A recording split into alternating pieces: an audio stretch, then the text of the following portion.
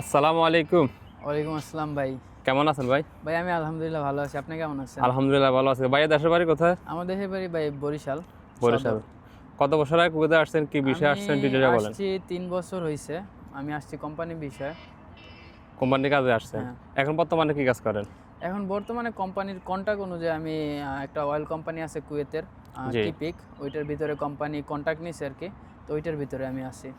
ওইখানে আপনাদের কি কাজ করতে হয় অথবা ডিউটি কত ঘন্টা হয়? সুযোগ সুবিধা আ নিয়ে কথা বলেন আমাদের। আমার ডিউটি হচ্ছে বিভিন্ন কান্ট্রি থেকে শিপ আসে।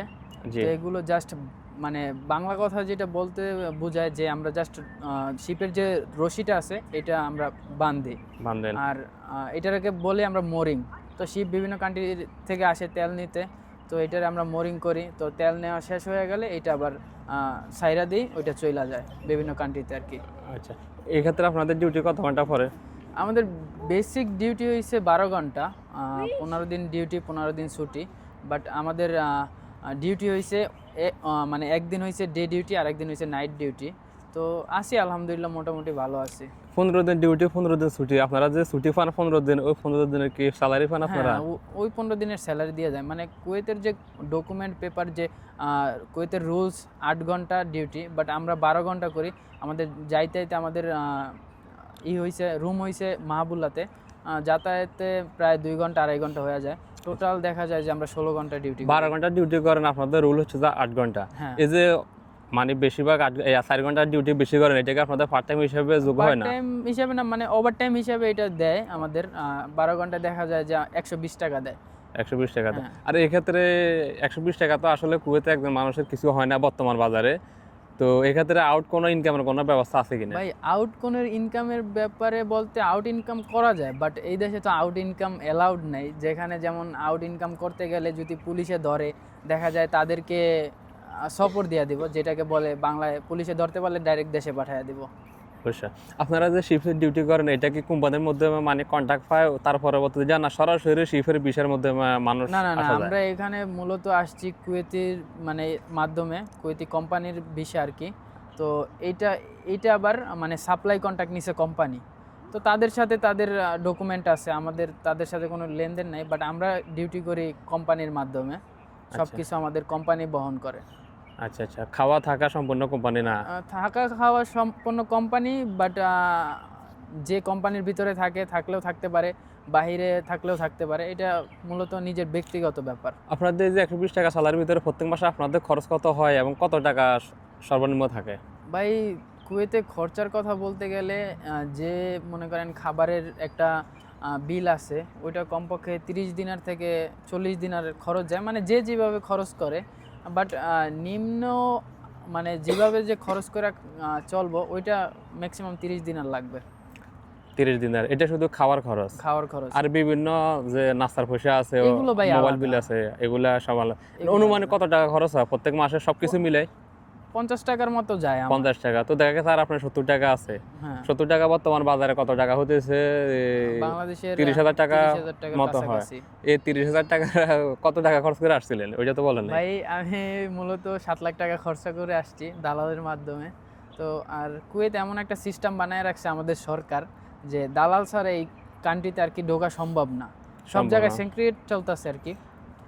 আমাদের পাশাপাশি দেশগুলো দেখেন, এই যে ইন্ডিয়া বলেন, নেপাল বলেন, অন্যান্য দেশগুলো কিন্তু ১ থেকে ১.৫ লক্ষ টাকা দিয়ে আসতেছে। হুম, আমরা কিন্তু আসতে গেলে ৭ থেকে ৮ লক্ষ, ১০ লক্ষ টাকা লাগতেছে। হুম, কয়দিন আগে একটা লোকের সাথে কথা হলো, ১১ লক্ষ টাকা দিয়ে আসছে। হ্যাঁ। এই যে সমস্যাটা কি? মানে কেন হচ্ছে এই ব্যাপারে কোনো আইডিয়া আছে আপনার? ভাই এই ব্যাপারে মূলত আমাদের নিজের সমস্যা। কারণ আমি আমার ফ্যামিলি দেখা যায় বেশিরভাগ সময় মিডল ক্লাস ফ্যামিলিগুলা চিন্তাভাবনা করে যে আমি বিদেশে যাব, কিছু একটা করব।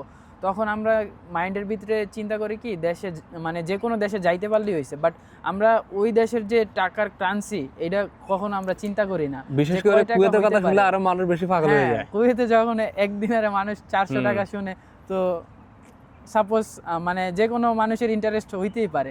বাট আমি মনে করি যে কোনো জায়গায় বা আপনি ইউরোপে যান বা মিডল ইস্টে যান, সব কিছু বিস্তারিত জেনে বুঝে তারপর যাওয়াটা আপনার উচিত। বাট দেখেন আপনি যদি মিডল ইস্টে আসেন ৳৮,০০,০০০ খরচ করে, বাট আপনার থেকে দালালে ৳৯,০০,০০০ ৳৮,০০,০০০ নিল, আপনি আসছেন, বাট আপনার স্যালারি বইলা আসছে যে আপনি 2.5 লাখ টাকা 2 লাখ টাকা পাইবেন, বাট কথা বলছে, বাট আপনি আইসা দেখেন যে আপনার স্যালারি তখন 75 দিনার, তখন তো আপনি মানে এদিকেও যেতে পারবেন না ওইদিকেও যেতে পারবেন না, মানে এমন একটা সিচুয়েশনের ভিতরে পড়বেন।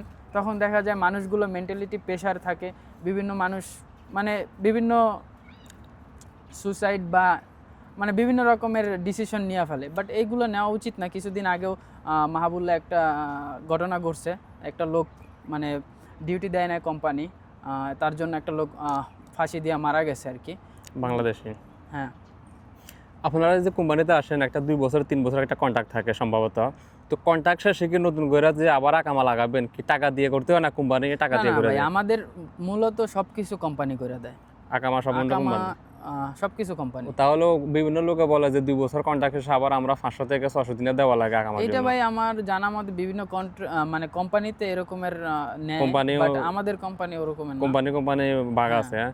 তো নতুন যারা আসতে চায় দেশ থেকে, তাদের কোনো পরামর্শ আছে তাদের উদ্দেশ্যে বলার? তাদের পরামর্শ ভাই, সে বিদেশে আসবে ভালো কথা, বাট সব কিছু জেনে বুঝে আসুক, মনে করি তার জন্য ভালো হবে। কারণ একটা মানুষ যখন বিদেশে পা রাখে তখন মানে সব কিছু ছেড়ে আসতে হয়। একটা মানুষ যখন বিদেশে অসুস্থ থাকে নিজের সাথে নিজের যুদ্ধ করতে হয়। বিদেশে একটা মানুষ আসলে মানে অনেক পরিশ্রম করতে হয়। তো আমি মনে করি সব কিছু জেনে বুঝে আসাটা বিদেশে ভালো, বাট দেখা যাইব যে অনেক সময় হতাশার ভিতরে অনেক মানুষ থাকে, অনেক সময় ডিপ্রেশনের ভিতরে থাকে। তো এগুলো থেকে মানে মানুষ যতটা দূরে থাকবো ততটা সেফ থাকবো। তো আমি মনে করি সবাই এক কথায় যে জেনে বুঝে আসুক, তো এটাই উত্তম। আচ্ছা, আরেকটা কথা, এই যে আমি যে আপনার তথ্যটা নিতেছি আপনার অথবা দিতেছেন, এর ভিতরে কি কোনো লুকোচুরি কিছু আছে? আমি আপনার কিছু না না শিখিয়ে না দিচ্ছি? ভাই, এর ভিতরে কোনো লুকোচুরি নেই, বাট যেটা সত্য এটাই। আপনি দেখা আপনার যায়- রিলেটিভ থেকে বলতেছেন? হ্যাঁ, এখানে দালাল ভাই মানে বড় একটা সিক্রেট আছে, এরা সব সময় মানে এদের বিজনেস এগুলা। দেখা যায় ভিসা নেয় 500 দিনার দিয়া, বেচে 1000 দিনার। 1000 দিনার বাংলাদেশে কয় লাখ টাকা? 4 লাখ টাকা। তো দেখা যায় এরকমের একজনের হাত থেকে আরেকজনের মানে এরা হচ্ছে ভিসা বিজনেস করে। তো এগুলোর মাধ্যমে যারা এদের মাধ্যমে আসে তাদের আসলে আসা উচিত না, কারণ এখনকার যে কুয়েতের অবস্থা বহুত চেক, বাহিরে কাজ করার কোনো রুলস নাই। যদি বাহিরে কেউ কাজও করে, আসলে মানুষ বাহিরে কাজ করে কেন? যে 7-8 লাখ টাকা দিয়ে বিদেশে আসে, এই টাকাগুলো উঠাইতে হইব। অনেকে লোন করে আসে, অনেকে সুদ নিয়ে আসে। তো দেখা যায় যে মানে তারা ডিপ্রেশনের ভিতরে পড়া যায়, তাদের ওইগুলো শোধ করা লাগবে। এই কারণে অনেক সময় বাইরে কাজ করে, দেখা যায় পুলিশে ধরতে পারলে তাদেরকে বাংলাদেশে পাঠায়া দেয়। অবশ্যই, এই জন্য যারাই আসে অন্তত যাতে দেখে শুনে বিষয়টা, সঠিক বিষয়টা নিয়ে কুয়েত আসে। অবশ্যই। ওকে ভাই, অসংখ্য ধন্যবাদ আপনার মূল্যবান মতামত দেওয়ার জন্য। আর কেউ যদি আমার সাথে কথা বলতে চান, আমাদের ডিসক্রিপশন বক্সে ফেসবুক লিঙ্ক দেওয়া আছে, অবশ্যই মেসেজ করবেন, আমরা রিপ্লাই দেওয়ার চেষ্টা করবো। আল্লাহ হাফেজ। ওকে ভাই।